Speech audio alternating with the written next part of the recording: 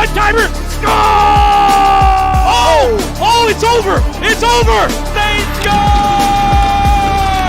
That's game. Oh, my goodness. Big score. Roll the highlight reel. What a ripper. Top Jetta. Spread it on.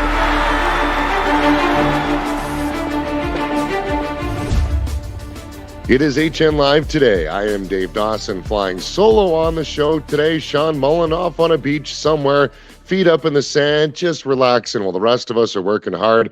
Hopefully he's back in time, which he will be, for the TELUS Cup this week. The TELUS and the ESSO Cup both start. We'll have the Senior Director of Events for Hockey Canada on the show today to talk all about the next 4 events in the next 6 weeks. Going to be a busy stretch for us, as well as the chairperson of the Alberta Champions Cup and Stampede Challenge, the spring hockey extravaganza in Alberta. That's coming up on the show today and more. And we'll talk some junior A hockey because we're getting into the home stretch. A number of the leagues, 9 leagues across Canada, are getting into their championship finals.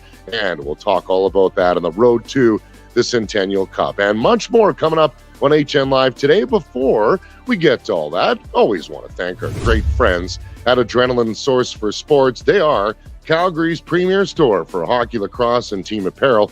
Recently renovated and bigger and better than ever. Your one-stop shop for all your sport and good needs. Visit us online at adrenalinegroup.ca. We fit your game. Ambrose pulls it back. She waits her shot. Rebound in front. She scores! Danielle Sartagny has done it in overtime. Canada plays spoiler in Utica. Canada, world champions. And as talked about, very pleased to be joined by the Senior Director of Events for Hockey Canada. He is Ryan Robbins. And Ryan, I imagine, like most Canadians, probably buzzing after the game last night. I imagine you were able to take it in. What do you think when they put it in overtime? Thrilling game. I think a great culmination to what we've seen with Canada and U.S. through the rivalry series this season, but it was great to see a really entertaining game, and obviously for Hockey Canada and Team Canada, great to see the national women's team pull off a championship performance. Not only atmosphere, in overtime, you hear those USA chants in Utica, and I think any hockey fan, regardless of what side you're on, you love that excitement. What was that like to see the atmosphere building before that puck went in? I think it's incredible. I think, as I mentioned, I've been really fortunate through the rivalry series this year that we've got some great crowds and great games and atmosphere, and great to see it in Utica as well. I think the women's game has really taken off, and incredible. I think from selfishly from an events perspective, it's ultimately why we host these events, to give our national teams an opportunity to win on home ice. And I'm sure some disappointed fans with USA Hockey today, but overall a great game for the women's game.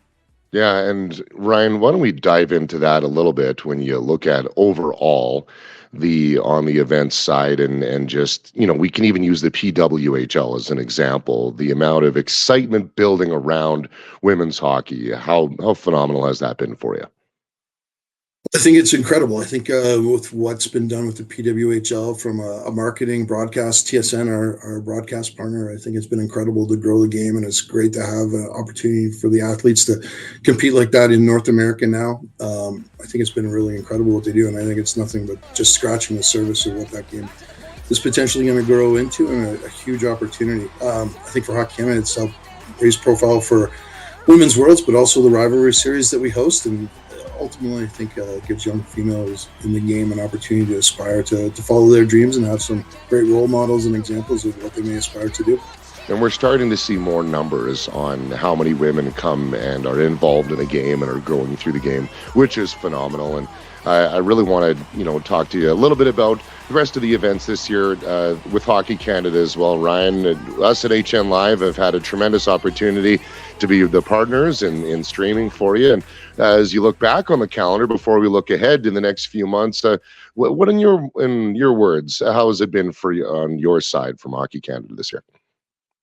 Well, I hate to start with a little bit of pessimism, Dave, but I think really fortunate for Hockey Canada. There has been a little bit, I'll call it a bit of a hangover from COVID and the pandemic, and it's nice to finally feel like some semblance of being out of it. I think getting to some kind of normalcy with, the game, but also our hosting of events across Canada. I think with the World Junior A Challenge, National Women's Under 18, World Under 17s, we had some really great host communities, some great events. Nice to see the business side pick up. I know it's been really hard on community partners and key event stakeholders and funding partners, but nice to have them coming back, supporting events, and getting out of some of the restrictions that created a lot of headaches. And nose swabs, throat swabs, and just everything inherent to what we had to do with delivering events in the bubble. Yeah, and how I think we're so comfortable now, speaking from myself, who has the privilege and the opportunity of traveling around and doing live sports. It's an incredible privilege I do have, and I think you would agree as well, and is enjoying it from all the amenities side. But do you feel sometimes people maybe almost forget what it was like a couple years back to go, yeah, we've come such a long way, and partners like Hockey Canada had so much hard work to do in order to put these events on? Yeah, I think we got into a lot of unique hybrid environments. I think from our side in hosting events, we had some canceled or postponed events that were, still made commitments to communities and provinces that we needed to go to, and now we're getting on a more traditional cycle of delivering our events, which is great to see. But yeah, I think my perception of time sometimes gets distorted. Just how crazy they were within some of the environments. I was delivering Women's Worlds or the World Juniors that we had an opportunity to do in Edmonton a number of times, but also some of the precautions we had to put in place for our national and international events that we hosted here in Canada. But it was great to be able to put them on for the rest of the country and the athletes participating. But yeah, there were some very unique circumstances that we had to undergo to deliver them. Well, we're shortly coming up this week is going to be the Esso Cup and the TELUS Cup. And on the events side, planning the two of those together, it's such a tremendous experience we've been able to enjoy. What's most exciting about that? Because each of the groups now has their 6-team format set up. So is there more excitement building for that for sure? Yeah, no, for sure, Dave, and thanks for asking. I think over this past week, I'm one of the final teams qualifying for both those events. So the Esso Cup, the U18 AAA Championship, will be hosted in Vernon, BC, and be great to have representation of a number of teams and regions from across Canada, and the same with Member 2 upcoming for the U18 on the male side of Nova Scotia. The Ontario Regional just qualified with Markham joining the other teams that are already previously qualified. So I think it's great. I think a lot of work done by our host groups. For people that may not know, we start the process with a lot of these communities at least 12 months in advance. There's a lot of work and preparations, operational logistics leading into this, a number of volunteers that we rely on in terms of delivering our events, and a lot of key funding and event stakeholders that help support us and help us deliver on the high expectation that Hockey Canada has in executing our events. But it's great to see them culminate. I think this next 2 weeks really starts that buzz. Unfortunately, the end of the minor hockey season with these club championships coming up, but I think a great opportunity to showcase the best of the best, and some exciting hockey in store for fans in Vernon and Member 2. And 11, I believe, if you combine the two tournaments, there's only one team that has been there last year. There's going to be 11 new teams, and one, I think it's just the Northern Selects. So that's kind of what you want every year, right? A wide open field, if that's how it's going to be. Yeah, there have been some historic teams that have competed in that event, but particularly on the female side, there's been some really, really strong programs. And on the male side, a few teams that have been there over the years, but some new competition and some interesting Kensington team out of PEI that came through Atlantic that hasn't competed there previously. So, yeah, to your point, very exciting.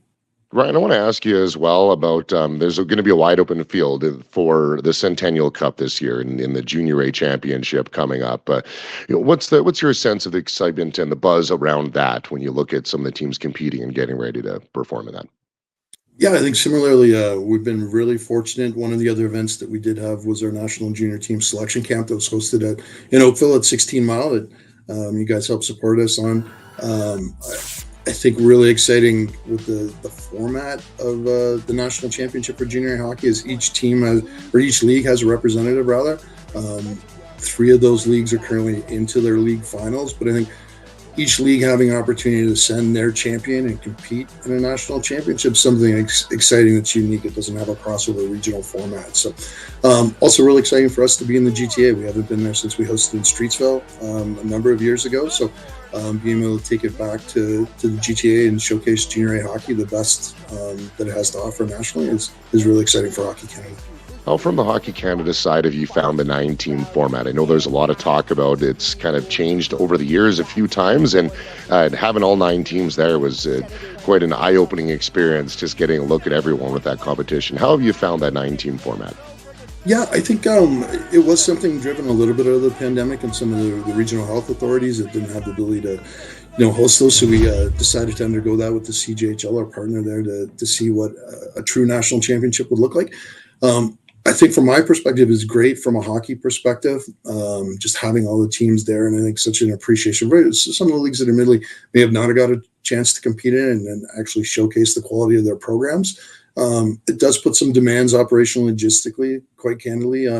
There's only so many communities across Canada that have the ability to host 10 teams in a facility and format with 2 ice pads. But I think in terms of quality of hockey, the overall schedule, and actually determining a true national championship, it's been a good partnership with the CJHL to be able to showcase that.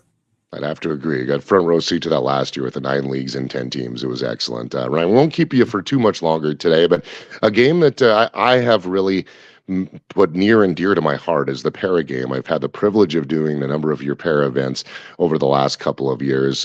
What has made that product so special, and as it continues to grow year after year as we head into the World Championships, the 8-team format in May? Yeah, well, I apologize, as I was remiss in our fall events. We did host the Para Hockey Cup in Quispamsis. That was a great event. It's an invitational event. The top 4 countries in the world that come together, but we have been really fortunate to partner with the World Para Ice Hockey Group to host the World Championships here. Moose Jaw was a great event last year, and our first time hosting, and be able to bring this to Calgary, our home for Hockey Canada, and host it at Winsport here is another great opportunity. I think the real thing for me, Dave, and I'm sure that you can attest, it's really a sport that once you see it in person, you get a deeper appreciation for just how the true athleticism, the athletes to compete in it, the speed, just the overall skill, and to be able to bring that in the top 8 teams in the world to compete at Canada and give, once again, our national team an opportunity to potentially hoist a gold medal on home ice is something that is a great and unique opportunity for us. Well, one final question for you, Ryan. I know on the events side, being at the events, there's nothing really that compares to experiencing live sports. I think anybody who has grew up watching sports, they would agree. What benefit has the relationship with HN Live been to Hockey Canada, and how has that made your product better? I ultimately think our partnership with HN Live has been fantastic. I think it gives a lot of our fans at home the opportunity that may not be able to get to the events where they're hosted across Canada, an opportunity to see a really high quality product that's delivered on our channels. You guys have taken a lot of time and energy and invested a lot of your infrastructure and support into being able to deliver a very, very great viewing experience for all family members that may not have an opportunity to see their son, daughter, nephew, niece, granddaughter, grandson compete in person. So it's great to be able to offer that from coast to coast and deliver a high quality standard product that is representative of Hockey Canada. Well, we're looking forward to the high quality product of the ESO and the TELUS Cup, each coming up this week in each end of the country. We can't wait for it, Ryan. Thank you so much for making time for us today. Thanks, Dave. Appreciate it. We really appreciate the time from Ryan Robbins, the Senior Director of Events for Hockey Canada. He's been a part of the Hockey Canada program since 2001, so a lot of knowledge in that share, and appreciated his time today to chat with us. And teeing up the 2 events this weekend, we'll begin with the ESO Cup. The stage is set for each of the tournaments. Beginning with the ESO, the Edmonton Junior Oilers will be representing the Pacific and the Regina Rebels from the West in Quebec. You'll have the Intrepid, as well as the North York Storm from Ontario, the Northern Selects representing Atlantic, and of course the host, Thompson Okanagan Lakers, who lost to the Edmonton Junior Oilers in the Pacific. They are the hosts of this year's ESO Cup. And on the other side of the country, in the TELUS Cup in Member 2 Nova Scotia, the Sydney Rush are the hosts. Brandon Wheat will be representing the West region, the Calgary Buffaloes in the Pacific, the Markham Waxers in the Central region, And Magog will be coming out of Quebec and the Kensington Wild in the Atlantic region. Both those events coming up this weekend. We are very excited to have our crew split across Canada on each side in Member 2 and in Vernon, British Columbia. And a number of these players have played spring hockey, and the hockey never stops, I imagine, when you're going for a national championship. And it often starts through spring hockey. And one of our longest-running clients has been the Alberta Champions Cup and the Stampede Challenge on HN Live. We have broadcasted their events for years, and we will be broadcasting 4 tournaments over the next 2 months, the Alberta Champions Cup and the Stampede Challenge. Now, hard to believe it's that time of year already, leading into Stampede Challenge and Champions Cup time, one of our favorite times of the year, joined by one of my favorite guys to talk to. He is Matt Strong. I don't know, the chair, the godfather, one of those words is the best way to describe you, Matt, but appreciate your time. Thanks so much for joining us today on HN Live today. Oh, thanks for having me. So Champions Cup, Matt, coming up around the corner. I think there's something just so special about the experience of spring hockey. And we heard earlier in the show today from Ryan Robbins from Hockey Canada mention how a lot of the programs are wrapping up. And that's when I think the kids probably just get equally as excited to continue their season. What's the experience like setting up the Champions Cup? Oh, it's very much that. It's we're kind of positioning ourselves right at the very start of the spring season. So we're seeing teams at the very start of their spring year. They're excited to get going. Often you see in spring hockey, it's an amalgamation of a few different winter clubs as well. So it's the kids are joining their friends that were obviously they're playing against throughout the winter season, and now they're teammates. So it's always an exciting time of year for sure. 300 something teams, I think, right? Does you have a number on how many teams that are playing this year? Yeah, that's exactly that. 302 is what we'll be. It's about a 28% increase from what we've ever had before. And it actually, registrations came in very early this year, starting a lot earlier. So we're really excited about that. It's also the first year with our new logo, which we've kind of worked hard on in the off season and rebranded and did a little bit of a refresh to what was formerly the Alberta Champions Cup logo. Yeah. Matt, throughout the years, this tournament has grown and grown, and we've been now a part of it for a number of years, and we talk about it, how much fun we've been having, and getting the human side of it as well, having some players, which will have the opportunity to be doing some interviews again with some of the kids on this Saturday. How special was that? I believe that was Stampede Challenge last year that we were able to do that, and how special was that just to involve that part of the game, and what did that do to raise the excitement level for the group? Oh, it was such an amazing addition last year. And I'm really excited that we're able to have it now at the Alberta Champions Cup this year.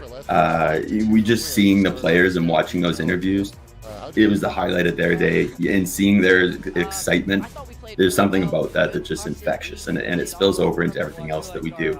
And so looking even back on the Stampede Challenge and those player interviews, like they were such a great addition.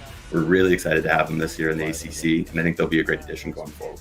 Yeah, and maybe some of those, often when you just see the highlights, you don't see the highlights, you don't get to know what's going on, and then plus the highlights, you get some time to interact with the kids. In the day and age of social media, you never know when one phrase can go far, and the never give up phrase was the one that was coined last year at Stampede Challenge. That didn't take long to blow up, did it?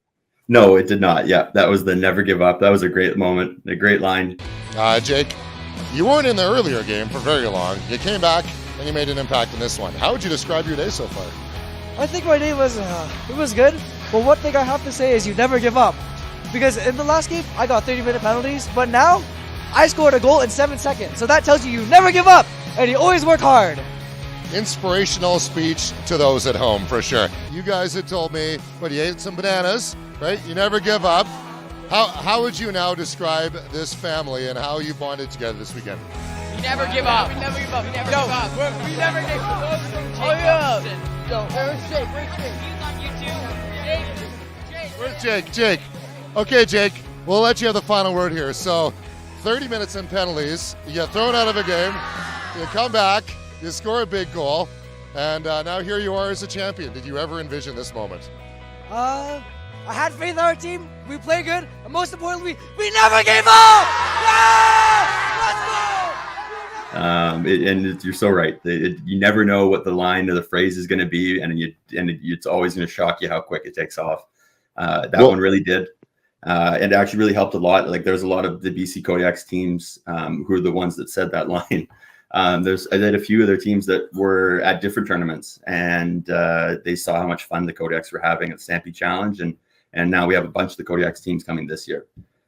Which is just it's those little stories like that are all the little wins and the little moments that we're really excited for, that make us so excited for this year.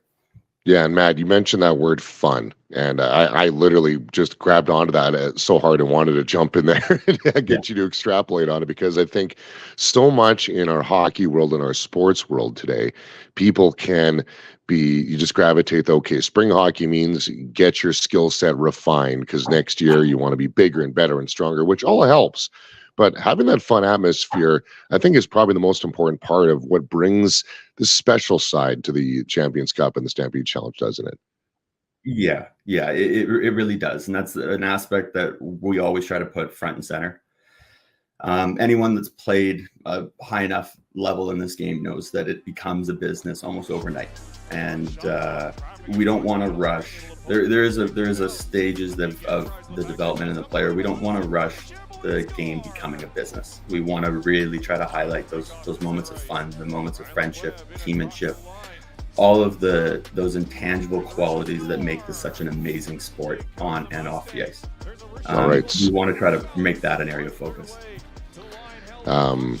Why don't we just go from the Alberta Champions Cup weekend, and then how big it's not just one weekend. I think people, I just sort of skipped over that in this interview this year because for you and I, in all the times that we talk, I'm just used to how massive it is. So if you can just break down specifically for the Champions Cup, because we'll get you on for Stampede Challenge again in another month, how big it is and what exactly it looks like for people to grasp the concept of it. Yeah, so, that'll be, so the Alberta Champions Cup this year, as I said, about 302 teams. That's going to happen over 2 weekends. Actually, in reality, it's 2.5 days on the weekend. It's Friday, Saturday, and then we go until about 4 o'clock on Sunday. So in total, it'll be about 302 teams, 6.5 days. And in those 6.5 days, we'll have about 580 games played and about just over 1,500 hours on the ice. All of those games are going to be staffed with officials. So that as you kind of start to realize the size of it, all the supporting structures and the people that we owe so much to and do so much for us to make this such a big event every year. It gets big very, very quick. But it's a lot of planning. It's a lot of fun in seeing it kind of all come together. And we've also have so many strong relationships, like what we have with Dave, with you and HN Live. As you mentioned, you guys have been a part of this for many years. You got to see kind of how Bridger and I have grown this and kind of what our vision is for our company in the future as well. Now, when you look at, a couple more questions here for you, Matt. And you and I could talk forever. I appreciate your time. But, we talked, I think, last year at the Stampede Challenge, having HN Live there. And for some of the out-of-town teams, because you get groups that are coming from all over Western Canada and even USA. There was a group from America last year as well. What benefit does having that, having our relationship with HN Live for you? Because I know we love getting there. Well, the most obvious one is it allows all the family members that aren't necessarily able to travel to the event weekend to have an opportunity to see their kids play.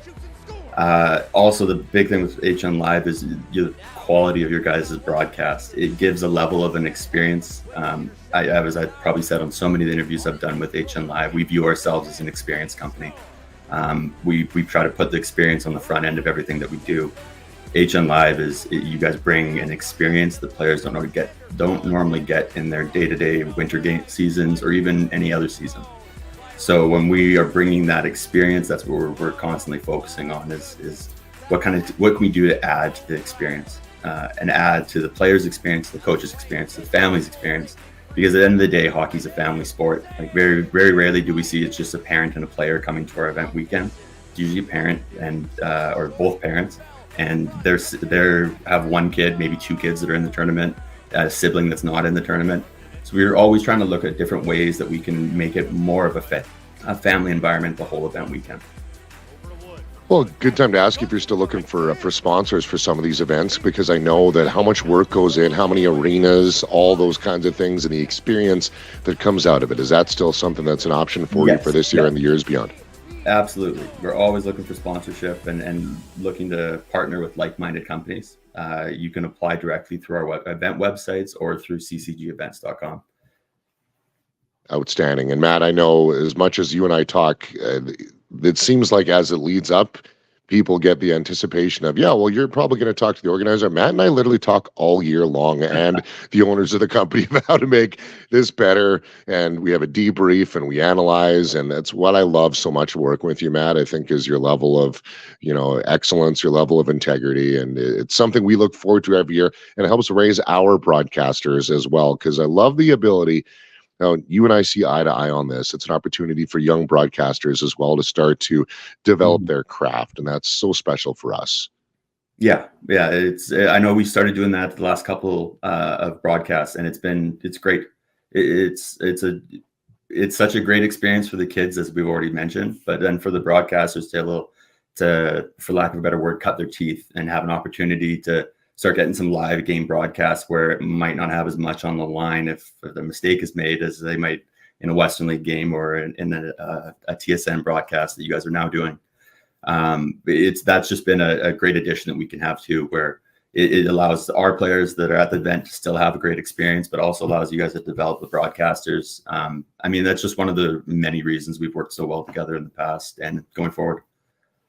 Good reason why we're a great team. Just like the tournament, you're going to see some experienced players and some players who are looking to grow. We're going to have some veteran broadcasters there as well as some students who are just getting ready to feel the excitement of what it is to broadcast a live tournament. April 26th to 28th of Matt Strong. Matt, thank you as always. Appreciate your time.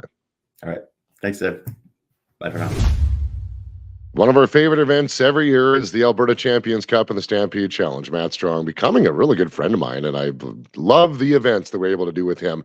What an incredible dude. Well, let's have a look at the junior hockey report beginning in the Western Hockey League. And Matt Strong's Everett Silvertips having themselves a time in the postseason as we start in the West first, because why don't we pay tutelage to where Matt played? They're down in their series to the Portland Winterhawks, and I think as many coming into the postseason had a feeling the West was going to be a tough test and probably mostly just run between two teams. So Portland is up in that series. The Prince George Cougars have a handle on the Kelowna Rockets. In fact, Kelowna yet to score a goal in that Western semifinal series. So they got their hands full heading into the rest of the week there. And now out to the East. What a tale of two series as we look at Moose Jaw and Swift Current, proximity rivals. Moose Jaw coming back after getting pumped 7-2 in game number one and doing a little bit of their own medicine, 7-2 on a Saturday night. And Denton Matejchuk had himself a time in that game as well. That one is likely going to go the distance as two powerhouses go toe-to-toe. And, of course, the Saskatoon Blades and Red Deer Rebels. Saskatoon are the top team in the East this year as that last game went to overtime as they now have a 2-0 series lead on the Red Deer Rebels, and a team that maybe in my opinion, surprised Medicine Hat Tigers in the first round. All right, as we shift gears from major junior now to junior A, as we're going to start from the West and go right across to the eastern portion of the country and check in where all of our 9 leagues are in the leading up to the 10-team national championship. And starting off with the AJHL, as the Calgary Canucks have a 2-0 series lead on the Whitecourt Wolverines after a 5-1 win in game one and a 5-2 win in game number 2. Maybe surprising potentially, Whitecourt, the top team in the league throughout the regular season, and Calgary hasn't been back since 1999. They want to party like it's 1999 if they do win that in 2 more games. Over to the SJHL. Last year's champions, Battleford North Stars, upended by this year's powerhouse, the Flin Flon Bombers, and they have been doing that to their competition all year long. They beat Kindersley with a sweep in round number 1, swept Battlefords in round number 2, and they're waiting for their championship final opponent. And for Hamilton Melfort, they're going to a Game 7 after an exciting double overtime victory on a Sunday night. and they will meet the Flin Flon Bombers in the final. Over to the Manitoba Junior Hockey League. A powerhouse looks to be on the ropes. The Steinbach Pistons, at the time of this recording, 97 points in the regular season, the top team in the Manitoba Junior League, down to the OCN Blizzard in their best-of-7 series, while Winkler is up 3-2 on the Verdun Oil Capitals in the other semifinal in the MJHL. In the SIJHL, last year's champion, Cam River Fighting Walleye are going to be taking on the Sioux Lookout Bombers in their championship series. Cam River, without a loss in the postseason, beat Red Lake in the semifinal, and then the first round took down Kenora. While for Sioux Lookout, only one loss in the postseason, beat Fort Francis in round one and Thunder Bay North Stars in the semifinal. Over to the NOJHL, where we are going to be seeing, well, potentially a new champion this year, maybe, as Timmins going to a Game 7 up against Powassan, as we'll have to wait and see. Sudbury will have to wait and see who they'll play in the final. Sudbury, as they took down Blind River in 5 games in their West Division Championship. They also beat the Sioux Thunderbirds in the opening round series there. Over to the OJHL, a rematch of last year's championship. Undefeated, only one loss, rather, to the host of the national championship, Oakville. Collingwood beat Brantford in a sweep in round 1. Oakville in 5 games in round 2 swept Leamington in at the West Conference final, and they'll be taking on the Trenton Golden Hawks, who in their opening round series swept Stouffville in the second round, swept the Toronto Junior Canadiens, took down Coburg in 6 games. Over to the CCHL, it is the Navan Grads and the Smith Falls Bears. Navan took down Pembroke in 6 games in their opening series, and then the Rockland Nationals in their semifinal series in 5 games. Smith Falls beat the Carleton Place Canadians in a team that won so many championships over the years. And then the Cornwall Colts in 5 games in the semifinal series. So Navan and Smith Falls. Over to the Quebec Junior Hockey League. L'Everest de Côte de Sioux is taking on Colisée Jean Beliveau de Longueuil in their championship series. So there will be a new champion this year coming out of the Quebec League as well, in Junior AAA, as they call it in Quebec. And finishing things off on the west to east, it is the Summerside Capitals up against the Miramichi Timberwolves in the league final. That is going to be starting this week. For the Summerside Capitals, got the opening round series victory over last year's champion, the Yarmouth Mariners, and then beat Amherst in 6 games in their South Division finals. For Miramichi, in round number 1, it beat West Kent, and in round number 2, swept Edmundston, setting things up for their league championship. And of course, all that culminates to the Centennial Cup, May 9th to 19th in Oakville, Ontario, where a new national championship will be crowned, and we'll have those broadcasts on hockeycanada.ca in partnership with HN Live. Well, what a great show today was. Thank you to our guests, as well as our producer and editor, Alex Bastiavansky. My name is Dave Dawson, and for Sean Mullen, toes in the sand somewhere, he'll be heading off to Eastern Canada. We'll all be going west to Vernon. Thanks so much for watching. We'll see you next time.